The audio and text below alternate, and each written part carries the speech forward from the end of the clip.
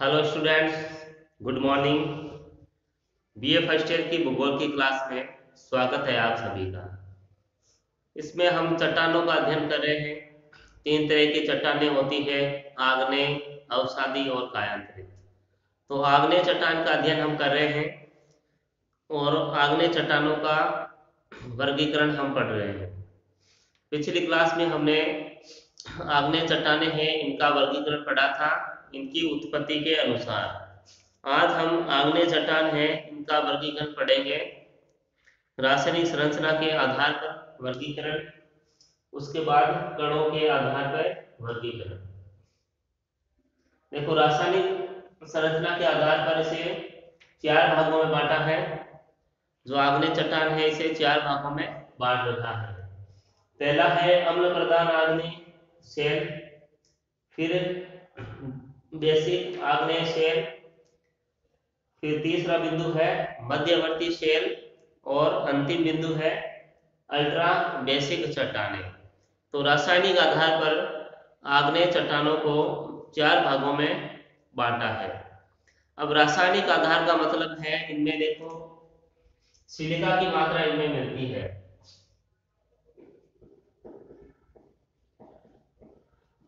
Silica के आधार पर, silica के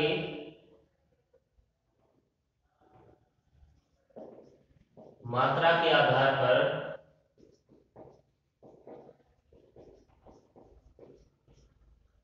इसे रासायनिक आधार पर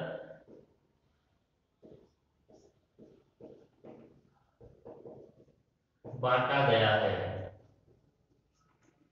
क्योंकि जो सिलिका की मात्रा है वो अलग अलग इनमें पाई जाती है।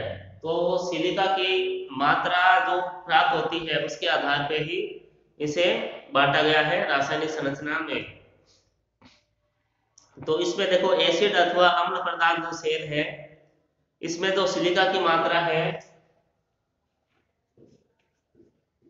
65 से 85% पाई जाती है। सिलिका की मात्रा 65 से 85% इसमें सिलिका की मात्रा पाई जाती है।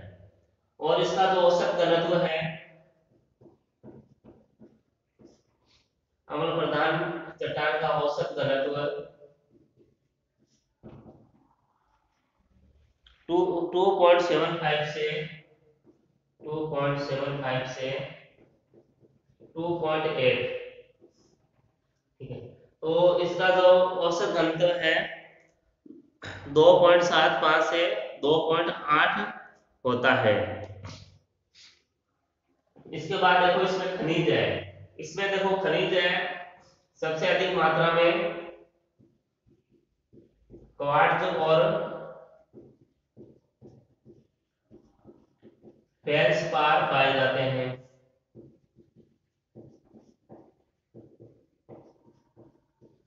ठीक है, जो अम्ल प्रधान चट्टान है उसमें जो खनिज है सबसे अधिक क्वार्ट्ज और फेल्सपार खनिज है वो पाए जाते हैं। और इसमें लोहा और मैग्नीशियम की कमी होती है, यानी ये जो खनिज है इसमें पाए नहीं जाते हैं अम्ल प्रधान चट्टान में, इसकी कमी होती है। तो इसका जो रंग होता है ये पीले रंग का होता है।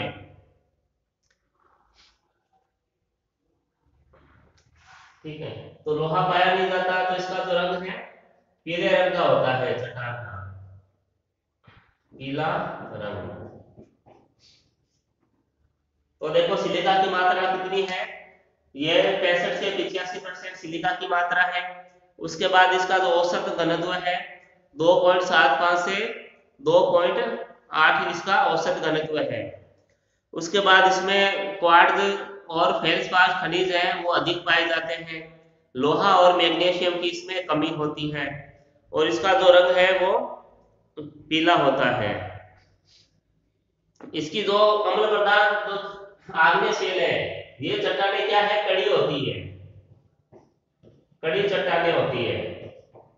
अब कड़ी चट्टानें हैं तो इनका जो अपरदन है आसानी से नहीं होता, अपरदन आसानी से नहीं होता, अपरदन इनका आसानी से नहीं होता है। तो ये जो चट्टानें हैं इनका जो उपयोग है घर बनाने में किया जाता है। घर में जो निर्माण कार्य आदि करवाते हैं उसमें इन चट्टानों का उपयोग किया जाता है, अम्ल प्रधान आग्नेय शेर का। और इसमें देखो उदाहरण दिया जाता है ग्रेनाइट का। ग्रेनाइट जो सेल है आग्नेय चट्टान का ही सेल है, इसका उदाहरण इसमें दिया जाता है। वो ग्रेनाइट का यूज हम करते हैं घरों में, ग्रेनाइट का पत्थर हम लगवाते हैं, ठीक है। तो ये अम्ल प्रधान आग्नेय सेल होगी।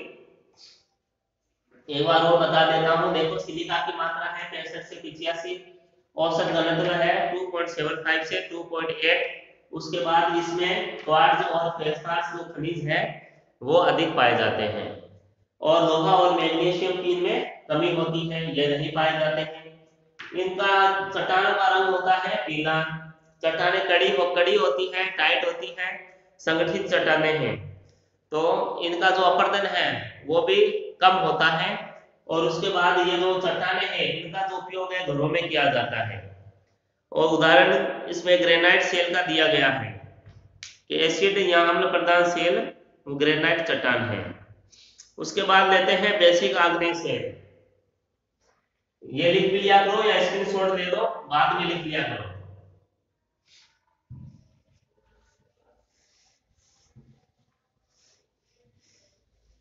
फिर ये देखो बेसिक आग्नेय सेल, इसमें जो सिलिका की मात्रा है वो 45 से 60 तक होती है। 45 से 60% सिलिका की मात्रा।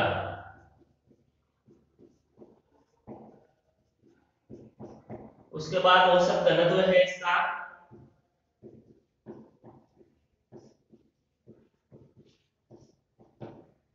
इसका जो औसत घनत्व है वो 2.8 से 3 है। 2.8 से 3 इसका औसत घनत्व है।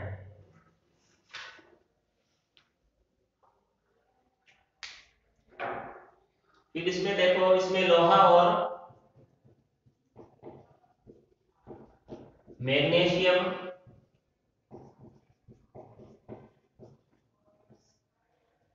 अधिक पाया जाता है।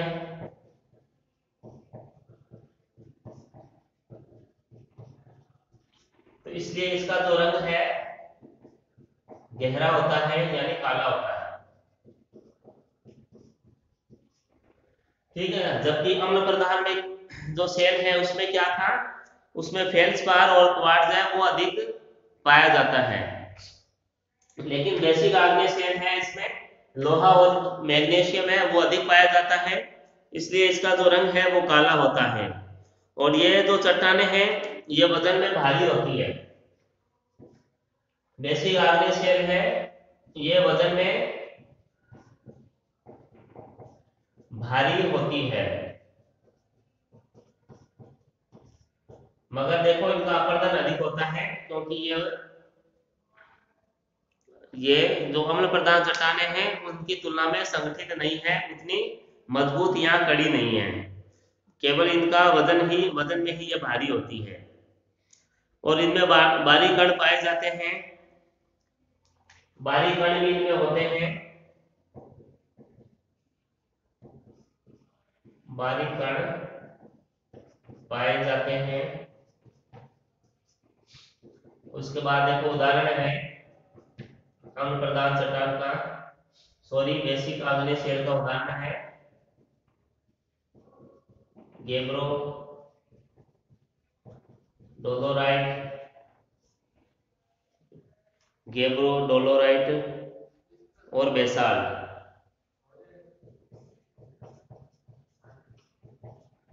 ठीक है, ये इसका उदाहरण है। तो बेसिक आग्नेय सेल में 45 से 60% सिलिका की मात्रा होती है, और 2.8 से 3 इसका औसत घनत्व होता है। इसमें लोहा और मैग्नीशियम की मात्रा अधिक होती है, जिसकी वजह से इसका जो रंग है वो काला होता है। वजन में ये चट्टानें भारी होती हैं और इनमें बारीक कण भी पाए जाते हैं। उदाहरण है गेब्रो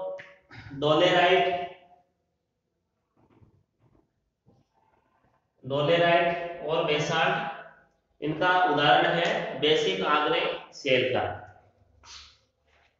उसके बाद नेक्स्ट है मध्यवर्ती शेल। देखो जब आग्नेय शेल में सिलिका की मात्रा, ये जो आग्नेय शेल है इसमें जो सिलिका की मात्रा अम्ल प्रधान और बेसिक आग्नेय के बीच की होती है, बीच की पाई जाती है, तो वो मध्यवर्ती शेल होती है। तो मध्यवर्ती शेल है, इसका औसत घनत्व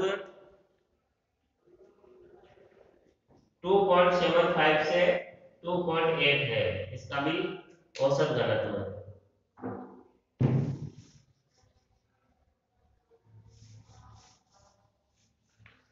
मध्यवर्ती शेल है, औसत घनत्व 2.75 से 2.8 होता है। इसके प्रमुख उदाहरण है डायोराइट और एंडेसाइट। उदाहरण है डायोराइट और एंडेसाइट, ये इनका उदाहरण है मध्यवर्ती शेल का। अब देखो मध्यवर्ती शेल जिसमें सिलिका की मात्रा अम्ल प्रधान आग्नेय और बेसिक आग्नेय शेल के बीच की पाई जाती है, वो मध्यवर्ती शेल होती है। मध्यवर्ती जो शेल या चट्टान है उसका औसत घनत्व 2.75 से 2.8 होता है इसका। और इसका उदाहरण है डायोराइट और एंडेसाइट जो चट्टाने हैं, ये इसका उदाहरण है। उसके बाद नेक्स्ट है अल्ट्रा बेसिक चट्टाने।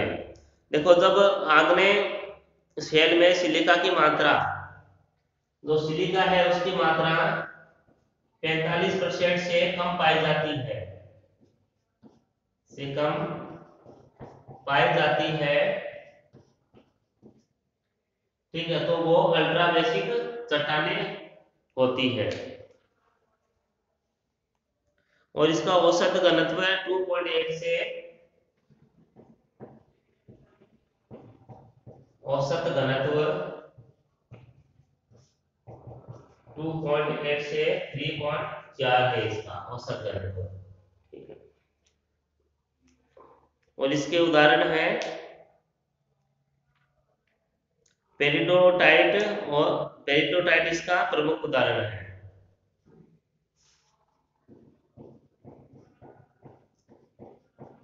पेरिडोटाइट,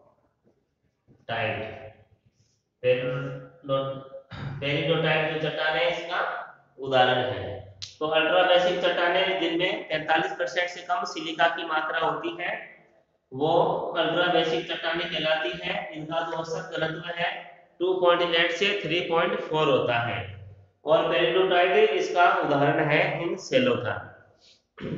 तो ये रासायनिक संरचना के आधार पर आग्नेय चट्टानों का वर्गीकरण हमने कर लिया है। अब कणों की बनावट के अनुसार इनका वर्गीकरण देखते हैं।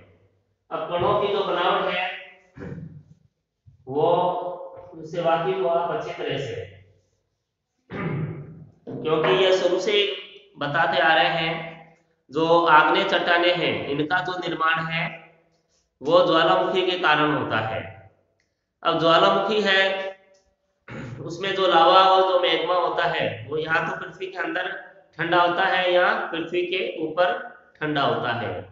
दो जगहों पर जो लावा होता है वो ठंडा होता है। और जो लावा या जो मैग्मा है उसके ठंडा होने की जो गति होती है उसके आधार पे ही जो कण है और जो रवे है उनका निर्माण होता है। तो इसमें देखो आग्नेय चट्टानों में कणों की बनावट 3 बातों पर आधारित होती है। जो कणों की जो बनावट है वो देखो 3 बातों पे निर्भर करती है। देखो पहला है लावा की उत्पत्ति तथा उसके ठंडा होने का स्थान। लावा की उत्पत्ति तथा उसके ठंडा होने का स्थान। सेकेंड पॉइंट है लावा के ठंडा होने तथा ठोस होने की गति। लावा के ठंडा तथा ठोस होने की गति। तीसरा है बिंदु इसका कि तरल लावा के साथ जल एवं गैस की मात्रा। तरल लावा के साथ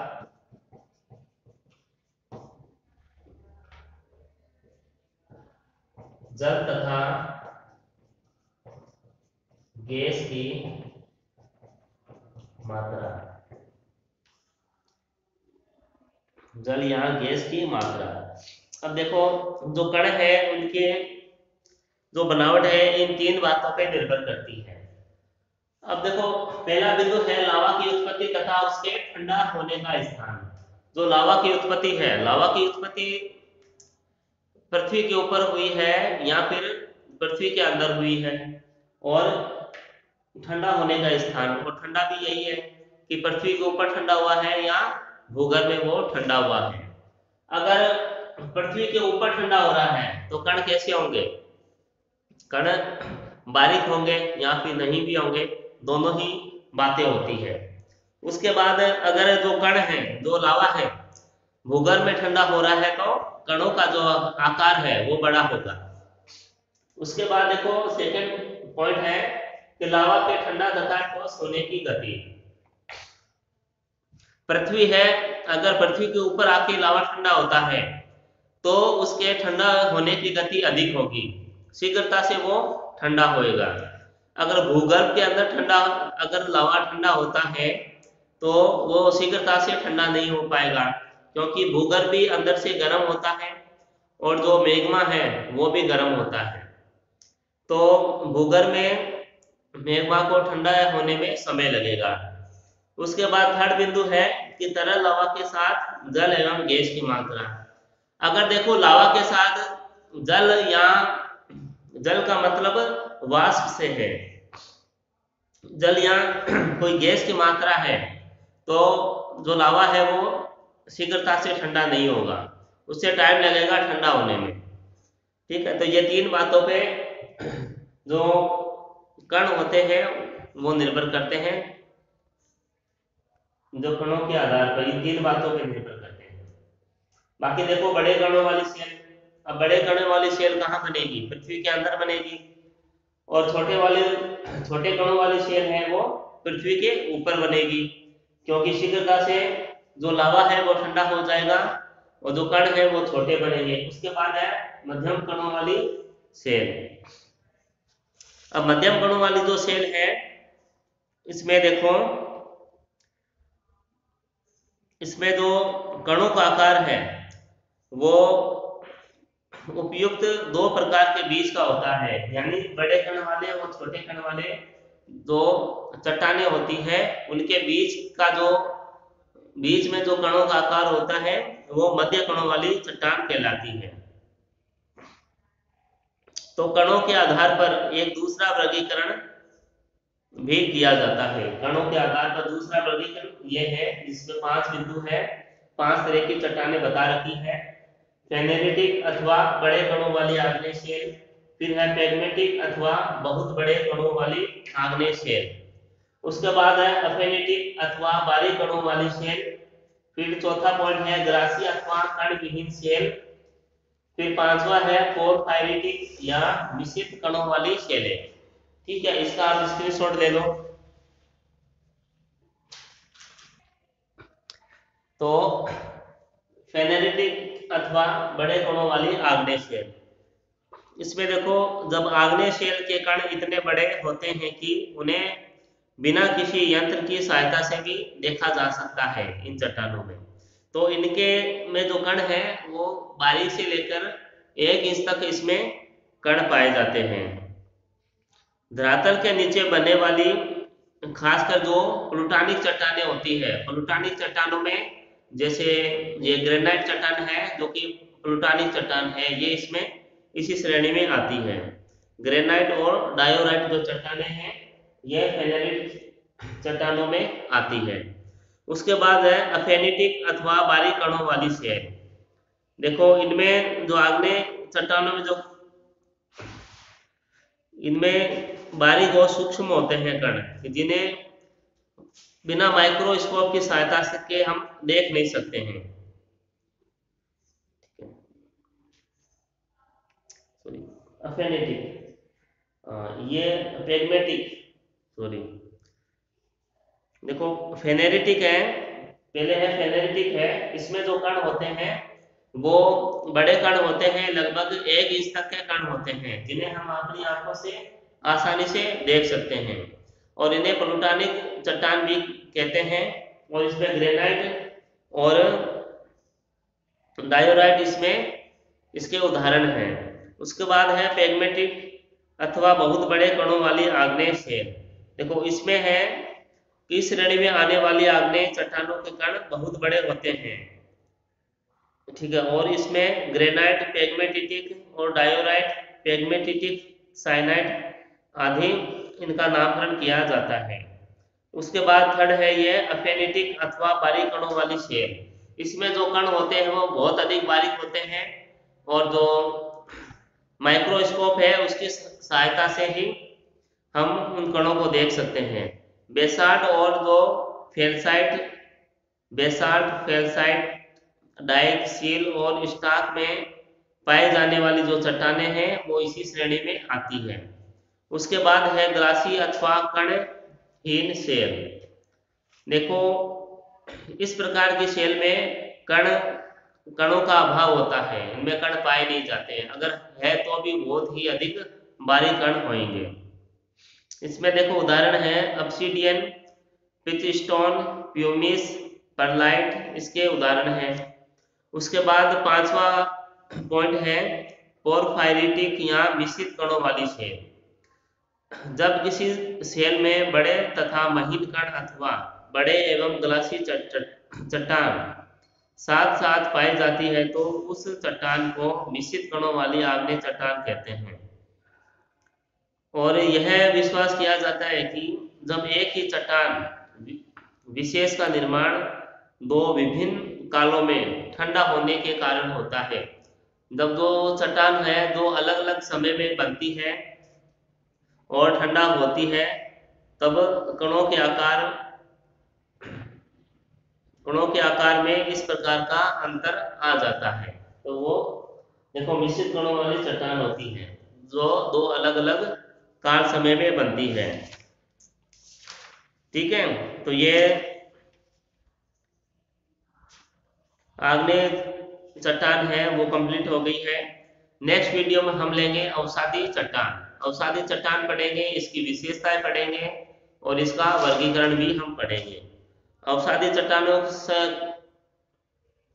भी वही है जैसे हमने ज्वालामुखी में पढ़ा था और जो पर्वत निर्माण है उसमें पढ़ा था। जो अवसाद होते हैं नदियों के द्वारा, जो अवसाद आते हैं उन्हीं के द्वारा देखो इनका निर्माण होता है। तो आज के लिए इतना ही, तब तक घर पे रहें, स्वस्थ रहें और पढ़ते रहें। धन्यवाद।